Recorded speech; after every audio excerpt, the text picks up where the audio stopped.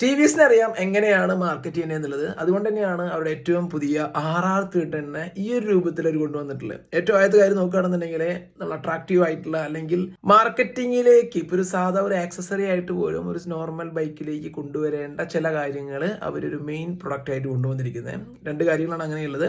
ഒന്ന് വിംഗ്ലെറ്റ്, രണ്ടാമത് ട്രാൻസ്പെറന്റ് ആയിട്ടുള്ള ക്ലച്ച് കവർ. കാണാൻ ലുക്ക് ഉണ്ട്. വിംഗ്ലെറ്റ് എന്ന് പറയുന്നത് ഹൈ സ്പീഡ് ആയിട്ടുള്ള ഒരു കാര്യത്തിലേക്കാണെന്നുള്ള കാര്യം അവർ എടുത്തു പറഞ്ഞിട്ടുണ്ട്. സോ എന്തായാലും മാർക്കറ്റിങ്ങിന് വേണ്ടിയിട്ടുള്ള കാര്യങ്ങൾ TVS കൊടുത്തിട്ടുണ്ട്. അതിനോടൊപ്പം തന്നെ പുതിയൊരു എഞ്ചിനാണ് 38 PS ഓഫ് പവർ വരുന്നുണ്ട്.